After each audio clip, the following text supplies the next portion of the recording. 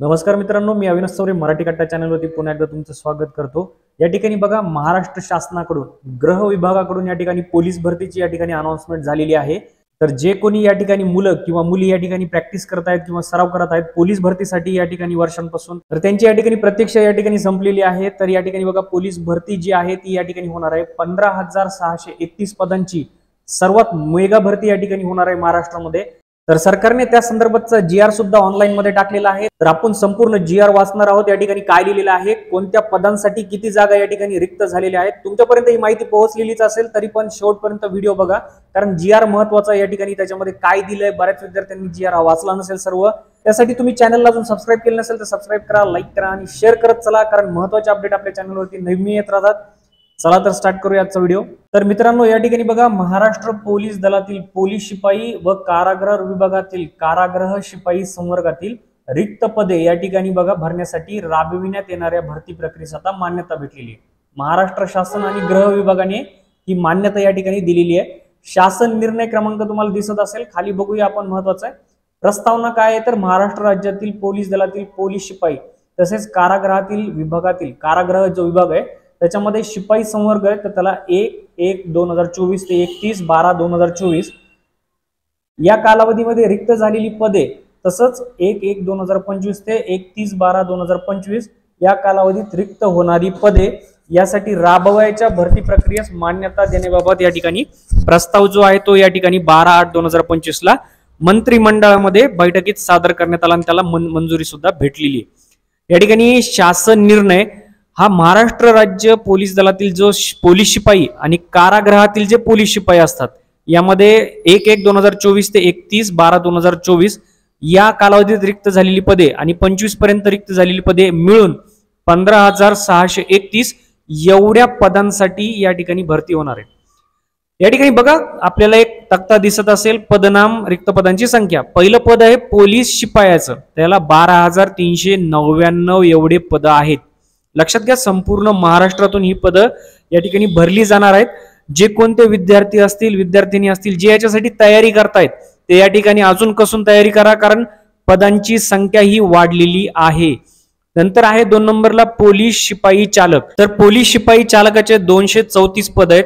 त्यानंतर 3 नंबरचं बँड्समन आहे, या ठिकाणी 25 पद आहेत बँड्समनचे।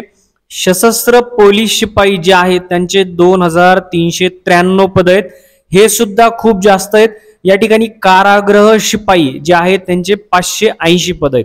तर एक लक्षात घ्या, 31/12/2025 पर्यंत जे कोणी शिपाई असतील किंवा जे कोणता प्रवर्ग आहे तो रिक्त होणार आहे या ठिकाणी 2025 12व्या महिन्यामध्ये 31 तारखेपर्यंत ते पकडून या ठिकाणी 15,631 पदांची भरती या ठिकाणी होणार आहे। तर टोटल या ठिकाणी पदसंख्या तुम्हाला भेटलेली आहे।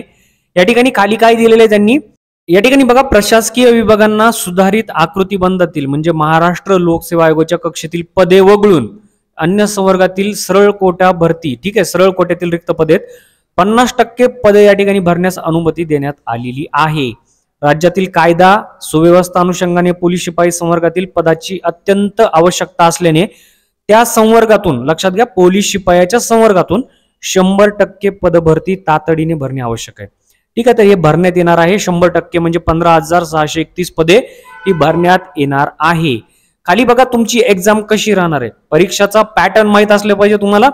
यामध्ये बघा, शासन निर्णयानुसार तरतुदींमधून शिथिलता देऊन पोलीस शिपाई भरती सन 2024-25 ची भरती प्रक्रिया घटक स्तरावरून राबविण्यात येणार, तसंच OMR आधारित लेखी परीक्षा घेण्यास मान्यता देण्यात येत आहे।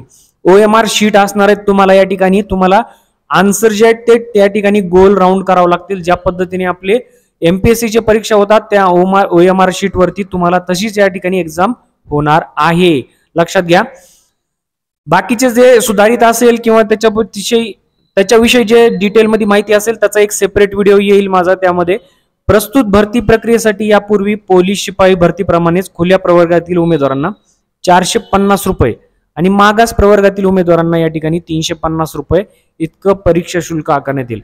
आता हे परीक्षा शुल्क घेण्यात येणार आहे, ते या ठिकाणी जमा झाल्यानंतर ती रक्कम आवश्यकतेनुसार भरती प्रक्रियेसाठी खर्च करण्यास या ठिकाणी मान्यता देण्यात आलेली आहे। ठीक आहे, या ठिकाणी त्यांचा या ठिकाणी आदेश आहे, या www.maharashtra.gov.in वरती सर्व माहिती अवेलेबल आहे।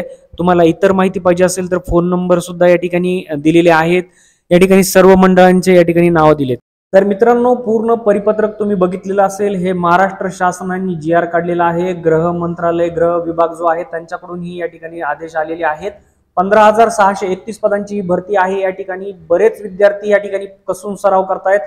ऍडव्हर्टाईज आल्यापासून किंवा या ठिकाणी ही परिपत्रक आल्यापासून या ठिकाणी अजूनही तुम्ही या ठिकाणी सराव करा, कारण हा एकच चान्स आहे. जे मागच्या वेळेस भरती होऊ शकले नाहीत ते यावेळेस या ठिकाणी प्रयत्न करतील. या ठिकाणी मुलं असतील किंवा मुलं असतील दोघांसाठी या जागा आहेत. या ठिकाणी त्या डिवाइड होऊन येणार आहेत. हे नेक्स्ट आहे, नेक्स्ट स्टेप मध्ये असेल त्यांच्या.